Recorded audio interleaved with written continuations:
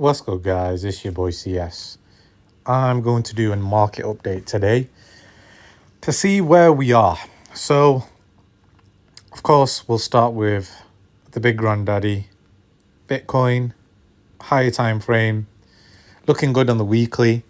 Currently testing this Fibonacci level at 61.2, which has been a real big pain in terms of resistance. As you can see, there's so many clusters where, it's very, very difficult to break this area on the 8th of August up until today. So I find it very difficult to just break this 61k area.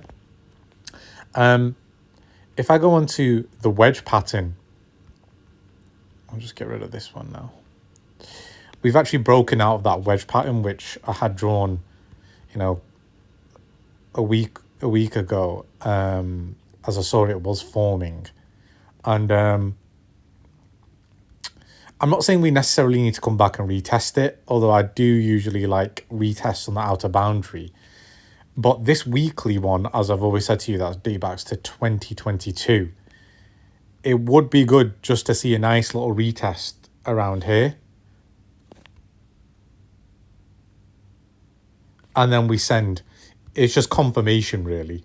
But even looking at the smaller time frames, well, we'll come back to small time frames in just a second, but on the higher time frames, still conforming to, the bullish flag, the descending wedge, whatever you want to call it.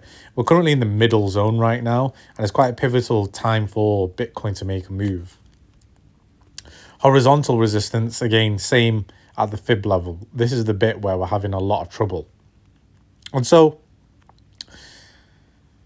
if I just delve a bit deeper into this,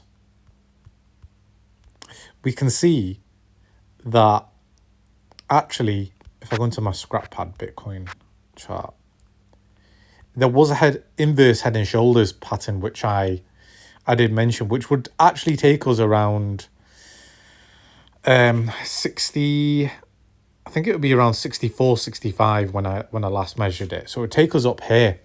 At the moment, it's still playing out.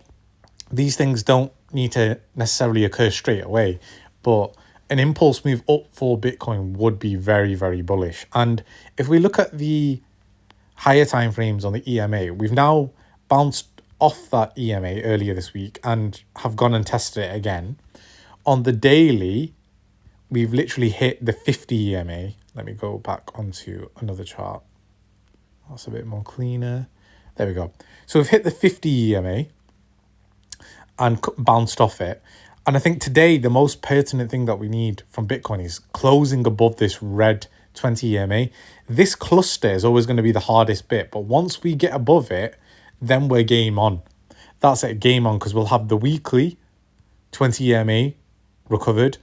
We'll have, the 3-day and the 1-day clusters all finished around here. So basically, I think by tomorrow or the day after, we need Bitcoin to charge and basically close above this now, because right now it's bounced off the 200, doing super well as support. It needs to close over the 20 by today and then make a charge for this around the next day or two. And then we can get confirmations of a back test and then really look forward to a proper bull season. In terms of Brett,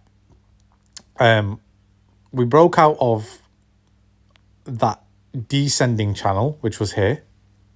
Sorry, that descending wedge, like I predicted for you guys. And I said, look, it would just fly above. Obviously, with the Binance listing, it's gone hella high, higher than I expected.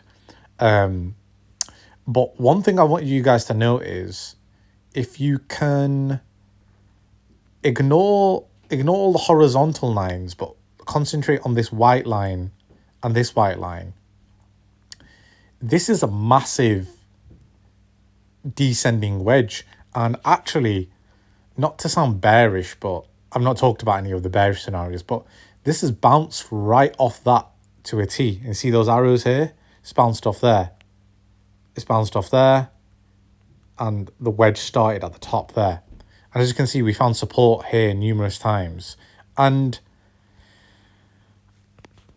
I'm not being bearish here, but I'm just making you aware that don't rush your trade, because I also mentioned Binance traders are looking for shorts. These guys are looking for shorts all the way here.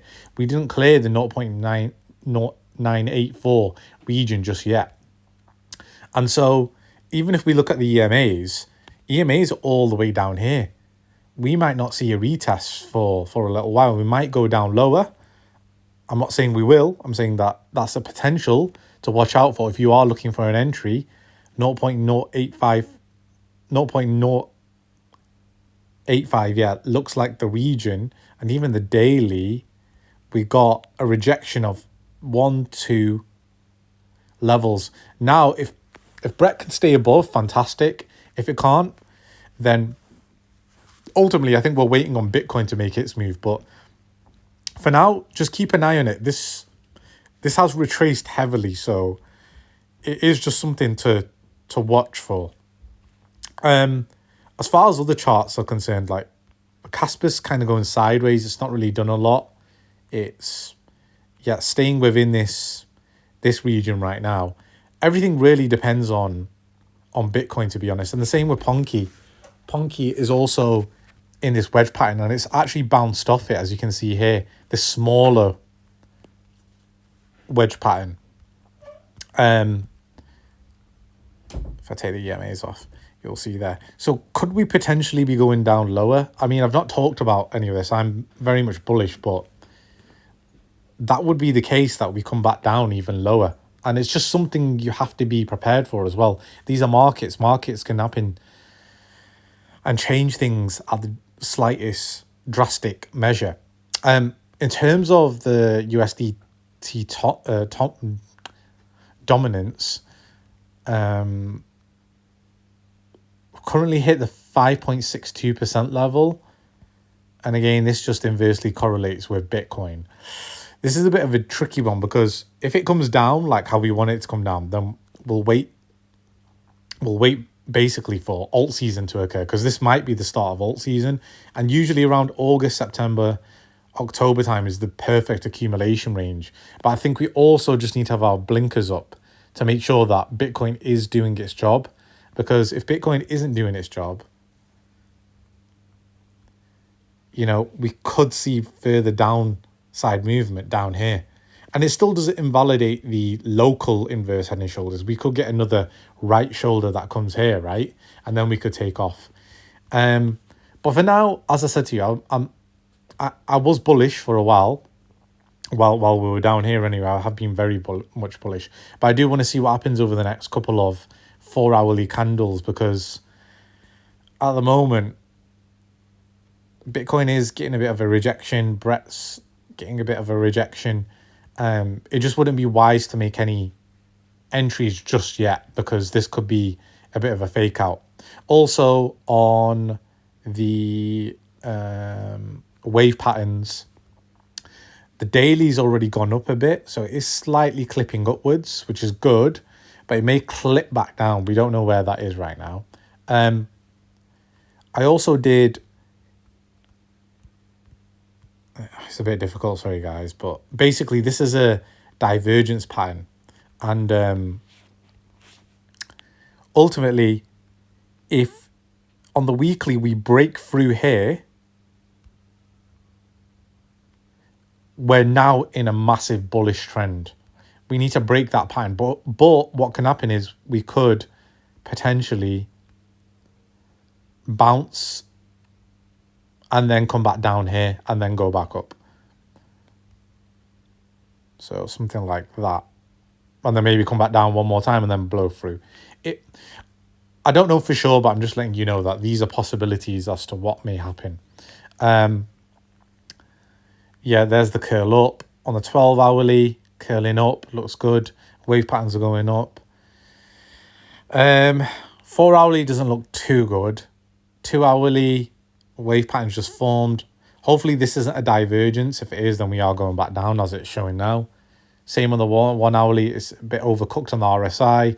Wave pattern might come down now, so might have something like that over the next day or two, which means that we could come back down to 59.6. On the lower time frames, yeah, even 30 minutes showing that we're coming down a bit. I think we've got to see how much we take here on the lower time frames, and then we can reassess. But for now, as I mentioned, I was very much bullish while everybody else was screaming bearish. To me, I want to see these EMA ribbons really, see where they get closed. This is the most important thing for me because we've now closed one above the 20. We're now tested, two off the 200. Now we're closing above the 20. We just want to see where this finishes by today. And on the 4 hourly as well, we've now got a third rejection off the 200 EMA, which could send us back to 59.9 where the turquoise line is, the 100 EMA. But we could now use it as support, and that could be our inverse head and shoulders pattern playing out. That's all I got for you guys for today. Let's just see what happens, especially with Brett. Like I said to you, I made a post on Telegram, which I won't share on Twitter, but all these people will be getting in, like FOMOing in. It's such a perfect trade if you're a short, just to short all these guys out of the market. Like, look at that. Look how easy that was to short everyone out of the market. It's just such a beautiful trade. And you got to remember, there's no retest until down here, really. Like, we've just closed with above the 50. We came and touched the turquoise 100, but we never back tested the 50.